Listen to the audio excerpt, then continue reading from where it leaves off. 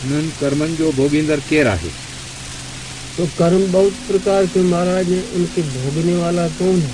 आप तो कहा भूख प्यास प्राणों को लगता, सुख दुख मन को होता, जन्म मरण देह को होता, असूल सुखिन देह का सबन इनको होता। तो क्या बात है, हम तो नहीं समझते। कर्मों का फल कौन भोगता है? उन्हनि कर्मनि जी निवृत्ति कॾहिं थी थिए? और उन कर्मों का जो है निवृत्ति कब होता है?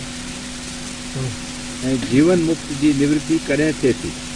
जीवन मुक्ति जो है वो कभी खत्म नहीं होता।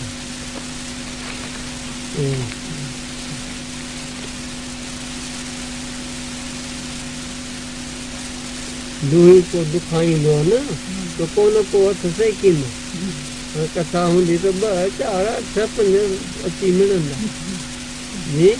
दूही दुखा बि तो को हथ से किन एक था वो बठंडा है, बठंडा पंजाब में। तो अच्छे एक विद्वान वहाँ आए बठंडा, तो उसने क्या करा, घंटी ले करके बजाते हैं घंटी ले करके अपना बाजार से गए। स्वामी अखंडा, उसका नाम था अखंडा आनंद आया है उनका मुख्य धर्मशाला में। ठीक 8:15 बजे भाषण होगा सारे कर भंडारा पीता सारी बाजार में गलियों में उसमें बस फिर अपने ठीक 8:15 बजे था कि भाषण शुरू कर दी। कोई नहीं था। एक वो ये बेचने वाला था, वो चना वगैरह बेचने वाले होते हैं ना पकौड़े, उसमें बड़ी सारा तो कोई नहीं भाषण हो रहा है लेकिन हो गया था अपना भाषण शुरू। रोज उसका यही होता। फिर धीरे धीरे 10,000 आदमी इकट्ठे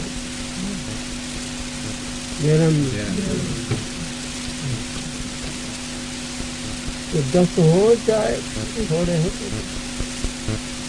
हमारा अधिकारी ऐसे मिल जाए जो इन बातों को सुने, ध्यान दे के समझे और अमल करे तो एक ही का जन्म जी एक ही का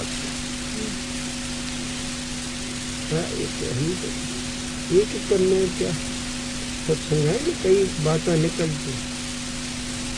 अरे एक का भला हो गया, जन्म से छूट गया, इसके सागर में लीन हो गया, तो पता है आपको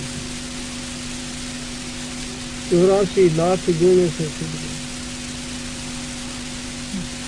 84 लाख जीवों को जन्म धारे फिर मरे, और इतने जीव का भला हो गया शरीर, एक को मोक्ष नहीं। ठीक है कि नहीं?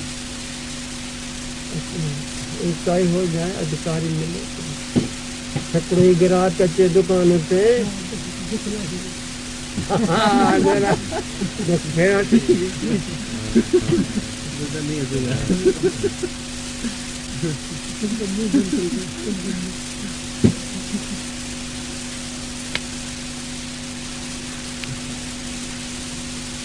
हाँ क्या कहना दुकान पे अचे तो बस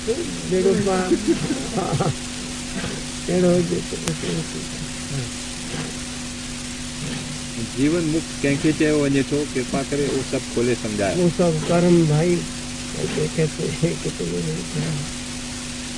फल के किसको मिलता है फल उन करता है। फिर जीवन मुक्ति क्या है, उसका अर्थ क्या है? गुरु कर्म किन प्रकारन जा हैं? कर्म ऐसे तो बहुत हैं, परंतु यह जिज्ञासु को जो सुनाए जाते हैं 3 बहुत करके 3 प्रकार। संचित क्रियामा प्राप्त, संचित करिमान त्याग प्रारब्ध। संचित अनेक जन्मनि जा तो ऐसे बहुत ये कि नित कर्म, निमित्त कर्म, काम्य कर्म, अध्यात्म कर्म, अधिभूत कर्म, चले चले। यहाँ थोड़े संचित कर्म के अनेक जन्मों के करते हुए कर्म तो संचित कहते। हमारा जिस वक्त काम करा और खत्म हुआ, बस कि काम करा खत्म हुआ काम, और संस्कार तो पड़ते हैं जन्म वापस वापन करने,